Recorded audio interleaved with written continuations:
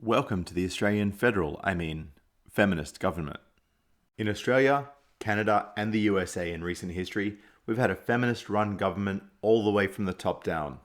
Here's proof. I would describe myself as a feminist. As I often say, women hold up half the sky. And by the way, we shouldn't be afraid of the word feminist. Men and women should use it to describe themselves anytime they want. I may be a little grayer than I was 8 years ago, but this is what a feminist looks like. I love the mansplaining. I'm enjoying it. You're loving what? The mansplaining that's going on. I will not be lectured about sexism and misogyny by this man. Sexism and misogyny by this man. Misogyny, sexism, everyday misogyny to misogyny and sexism. I was offended too by the sexism, by the misogyny. And let's not forget the underlying fearmongering and blatant dishonesty fed to us by our current Prime Minister, Scott Morrison, in the form of an International Women's Day speech in 2018. Happy International Women's Day. As you know, Jenny and I have two beautiful daughters, Abby and Lily. They are the centre of our lives. It is convenient for people to make women afraid because it keeps us controlled. Of course, I want them to be free from harassment and from violence. You know, when I grew up, my father was a police officer and he was always very careful about where mum would walk. And so I've always had a strong consciousness of the fact that women just can't just walk around safely in our country. And that was true when I was growing up. It's sadly true today. I would like there to be a time in the future where that was not the case and my girls would be able to walk the streets a lot more freely and safely than women prior to them and their grandmother and their mother. Can we just make it through one of Earth's rotations around the sun, where I can walk on the street with as much right to safety as you, just because you have a penis? And actually, statistically speaking, based on what we know about male-on-male violence, he is less likely to be safe on the streets than me. I want them to be absolutely confident that they can chase their dreams, whatever they are, and receive the same rewards for their hard work and their beliefs and their passions as their male counterparts. The feminists running the government-funded Workplace Gender Equality Agency got caught out on their lies and misrepresentations of the gender pay gap. What is the gender workplace hours gap? Male full-time employees work longer hours on average than female full-time employees. And the agency doesn't account for this when reporting the workplace gender pay gap. The gender pay gap as at May 2016 was 15.7%. The WGEA takes part-time earnings, annualises them and lumps them in with full-time earnings. That is not the average of all full-time male and female employees in Australia. But we annualise the part-time hours and those that have worked full-time but for part of the year. Part-time employees will not progress in their careers and increase their hourly wage at the same rate as full-time employees. If women or men opt to work part-time, this could not and should not be annualised and misrepresented as full-time earnings. Women work part-time at 3 times the rate of men. The feminists at the WGEA make a living from lying about the pay gap and pushing to legislate affirmative action to unfairly advantage women. They know that women work the majority of part-time jobs and that if they didn't annualise part-time hours, the full-time quote-unquote pay gap would be significantly reduced. So do you take into account the fact that on average a male full-time employee works longer hours than a female full-time employee? Not directly, no. What about if you did it on an hourly rate? What would be the gender hourly pay gap? Well, we don't have that data, Senator. You don't have that data? No, because we ask for annualised salaries. If a woman was working fewer hours but earning the same rate per hour as a man doing the same job, would that show up as a gender pay gap? Uh-oh, someone just got backed into a corner. No. Except it actually would, based on everything she's just told us.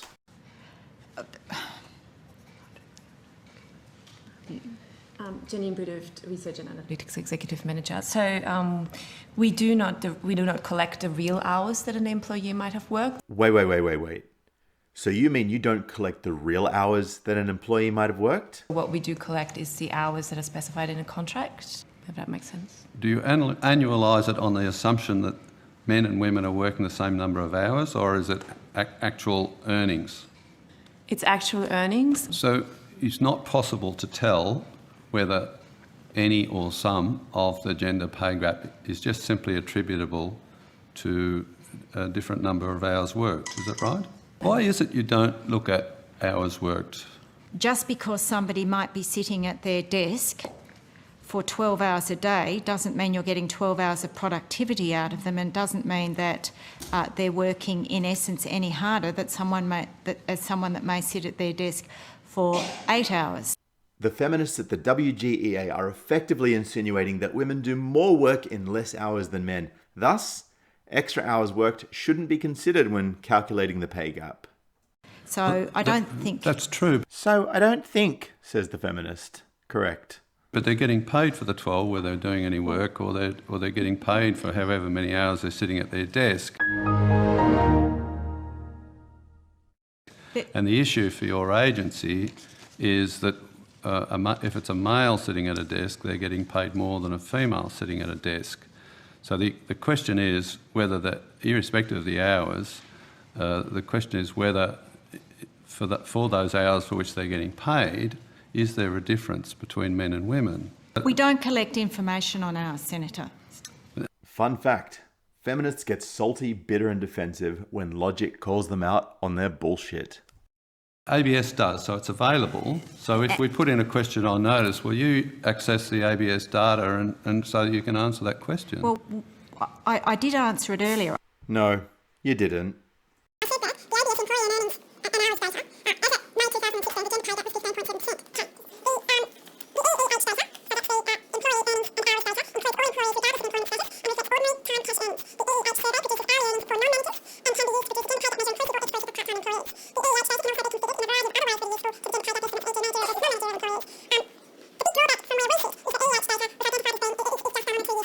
Congratulations, you can read bullshit feminist dribble from a script. The answer you read didn't even remotely address the question. Here, have a participation award. 15.7%. And after all that, back to the original figure that's been completely exposed as a misrepresentation of the truth. But that's the Australian feminist government for you. Still need convincing our media and government is run by feminists? Anyone is permitted to openly speak disparagingly about men in the media and in Parliament without accountability. Watch this. We have endured on this side days of sexist filth coming from that man. Senator he Di is Natale, a pig, Senator and Di he Natale, should consider Senator and Di Natale, reflect on the standards he is Senator Di adopting. Natale, I have sat in this chamber for weeks and weeks, months, and heard the disgusting slurs and attacks coming from a particular group in this place. Sounds kind of like how men feel about the constant sexist diatribes from feminists. And I, for one, am sick of it. So are all the men of Australia. And I will name you, because you are not fit to be in this chamber, you're not fit to represent your constituents, and you're not fit to call yourselves men. Senator O'Sullivan, Senator Anning, Senator Bernardi, Senator Lionhelm. Now imagine if a man spoke that aggressively about and targeted female politicians in the same way, and then told them they're not fit to call themselves women.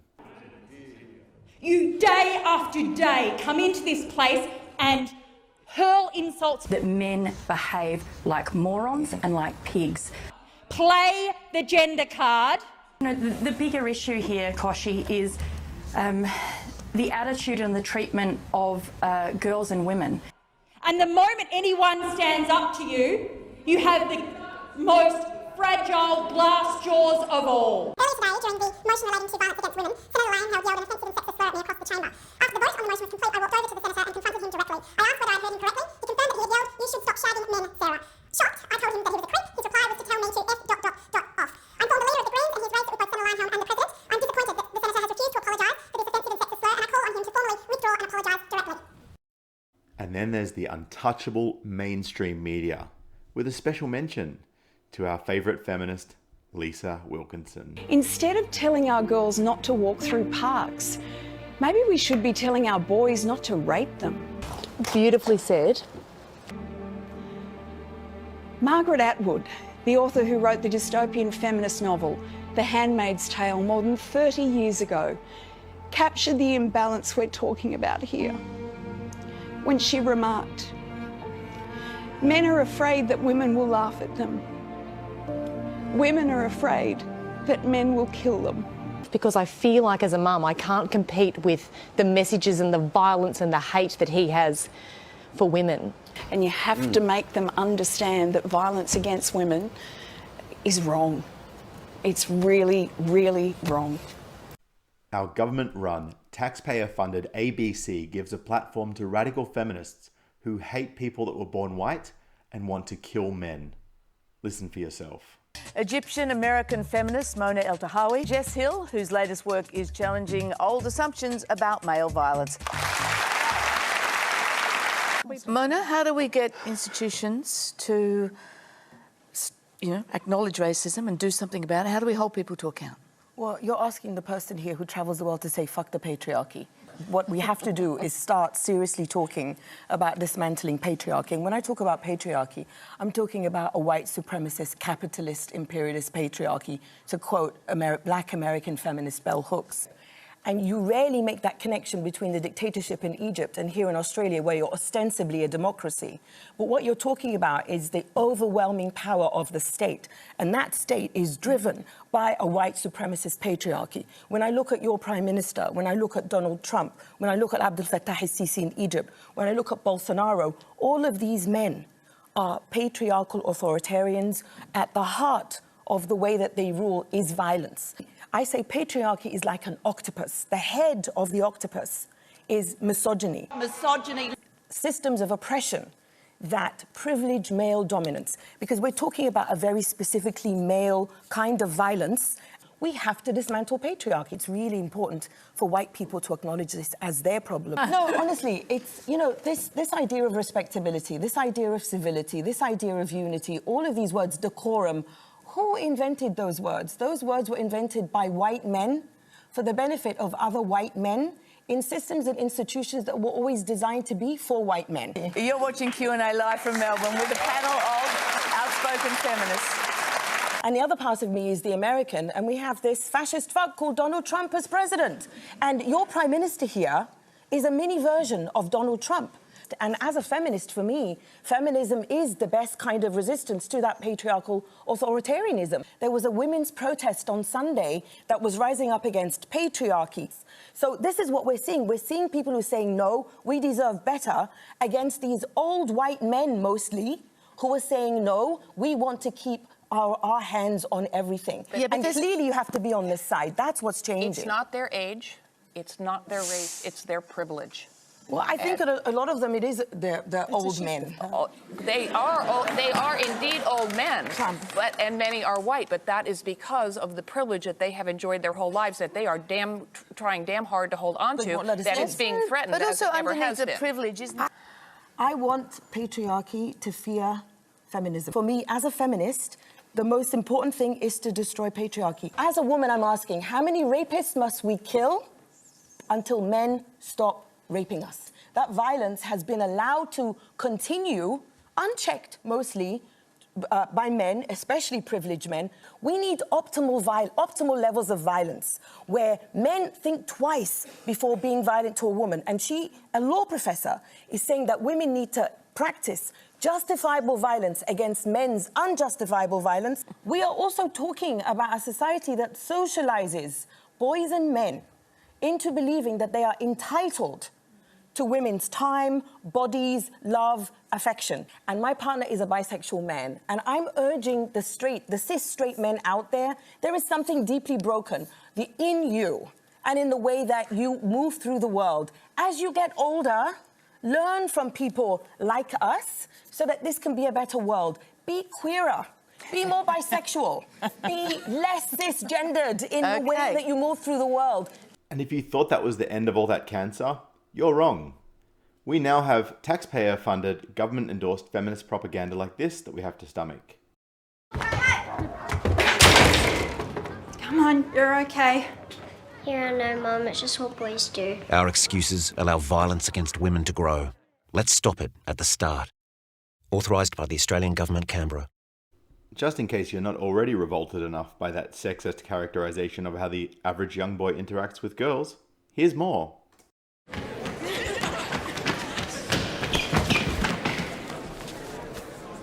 It's okay.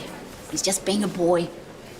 Don't worry, Mum. I know it's okay for boys to push girls. Yeah, and when I grow up, I guess it'll be okay if I'm violent with women. Sorry, that's not what I meant.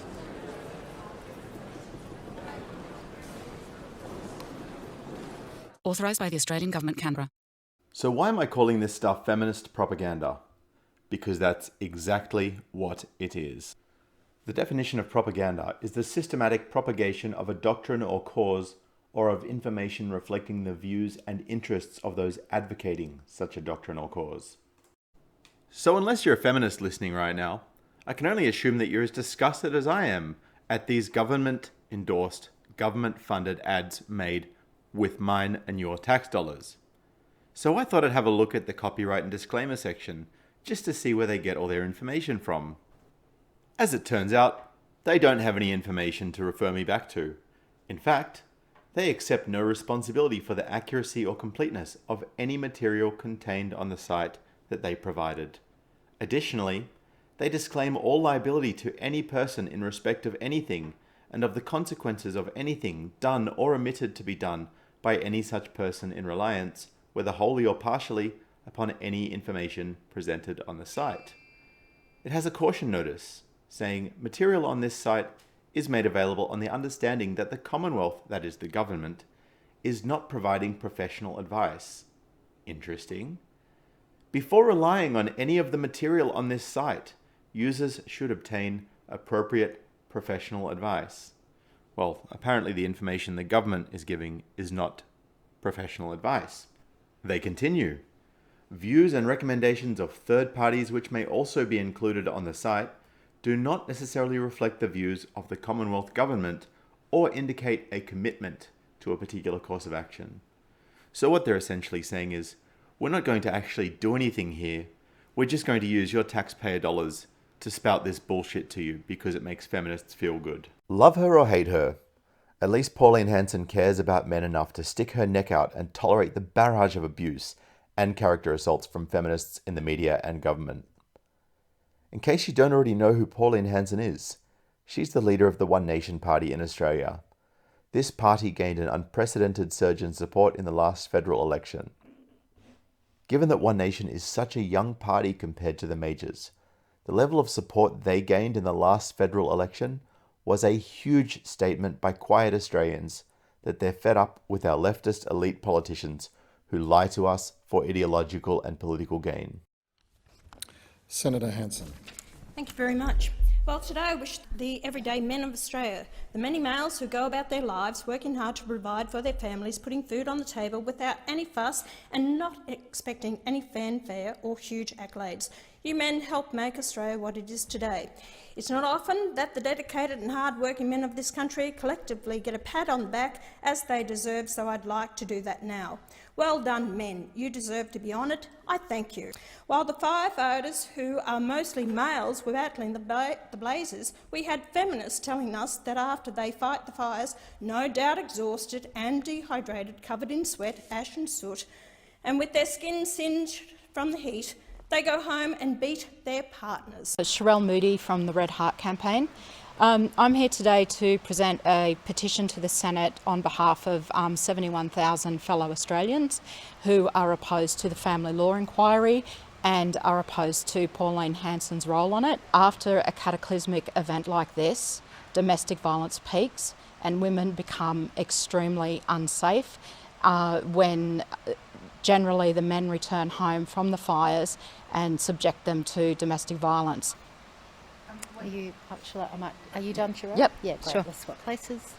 All right, thanks everyone. As you can see, we've had 71,000 Australians continue their begging and pleading of this federal government to drop this toxic family law inquiry and to take off the inquiry, if it must proceed, those extremely biased individuals who have already expressed views that they don't believe women.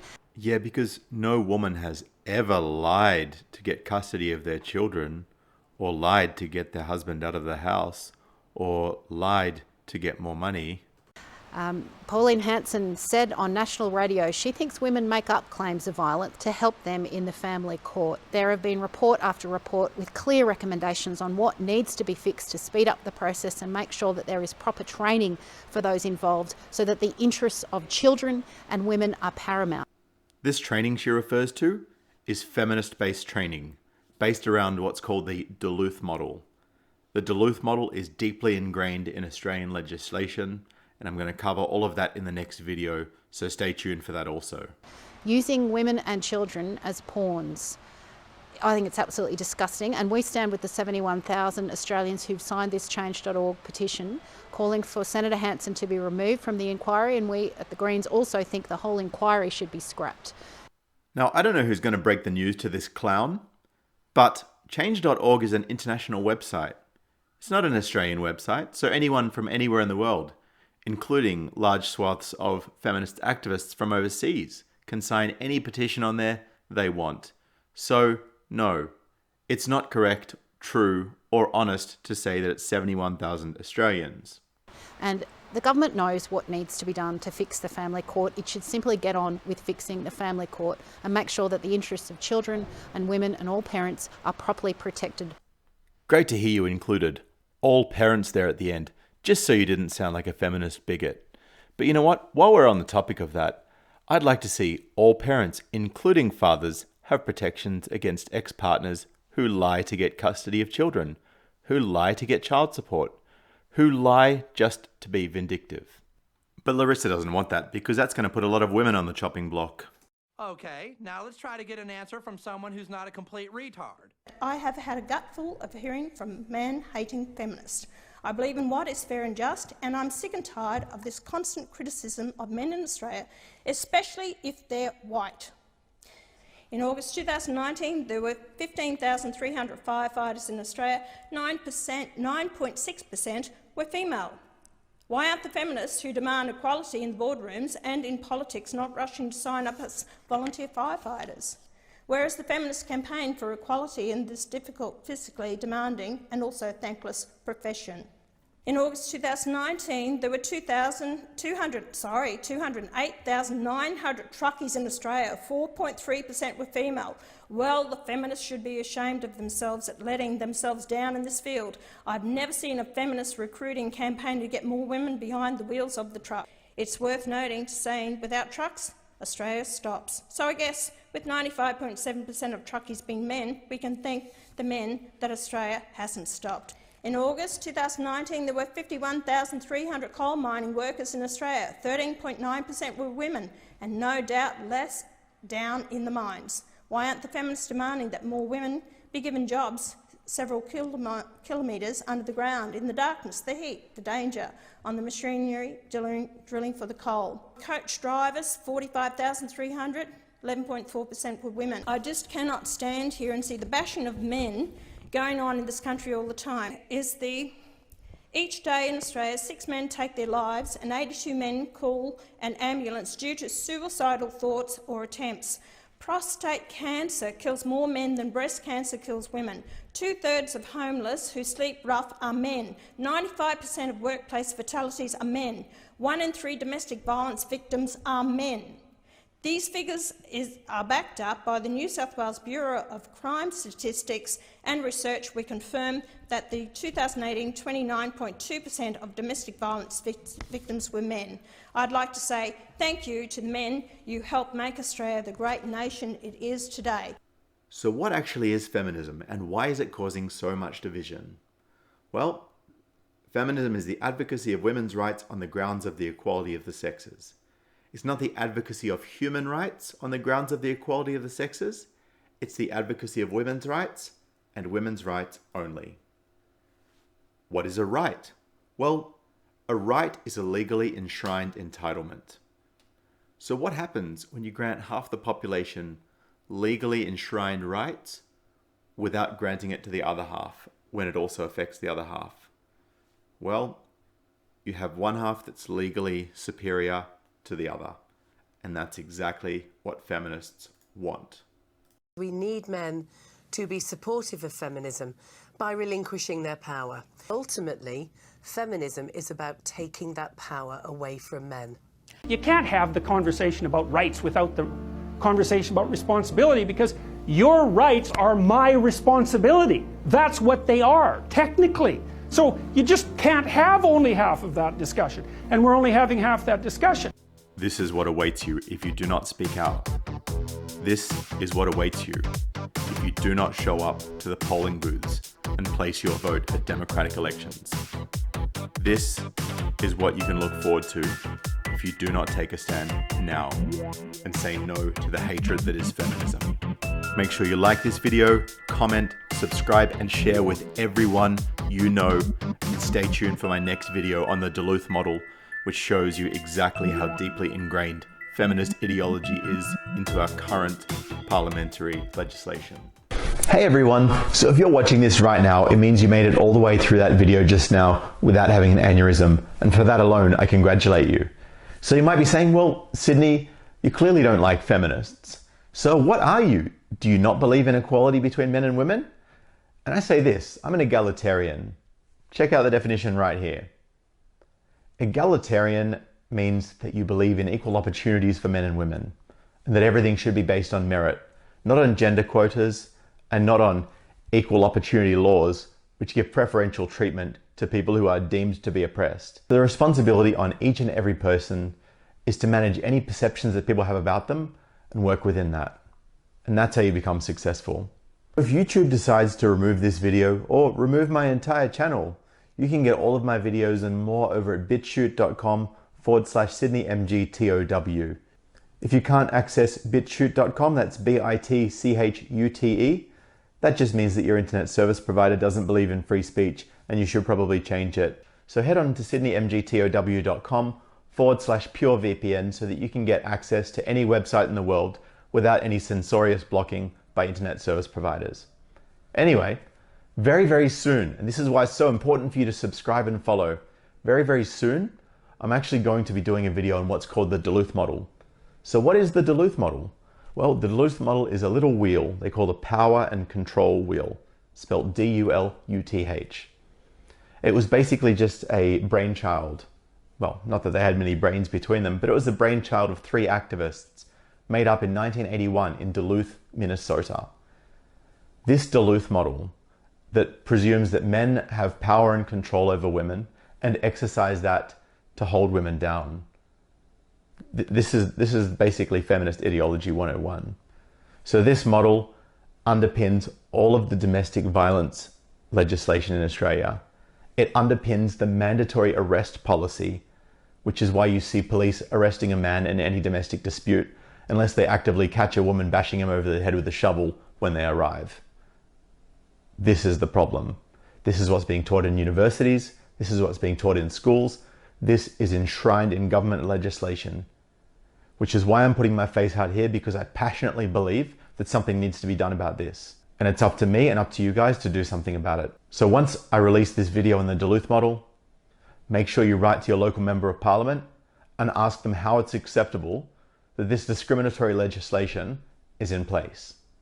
But hang tight for that. More important than anything else, guys, it's about to be Christmas. It's the 17th of December right now. If you know anyone who's currently separated from their kids, who currently doesn't have custody because of these biased feminist laws and legislation and the feminist family court, then I strongly suggest you to reach out to them. A friend of mine lost one of his friends yesterday. Christmas time is the hot period for suicides for men. And the main driver of that is men not being allowed to see their kids. This is exactly what senators like Larissa Waters and the Greens are fighting against. This is why they don't want Pauline Hanson, who actually supports men and believes that they're good, on the forefront of the family law inquiry. I'm not going to give you any more right now because it's probably making your head explode already.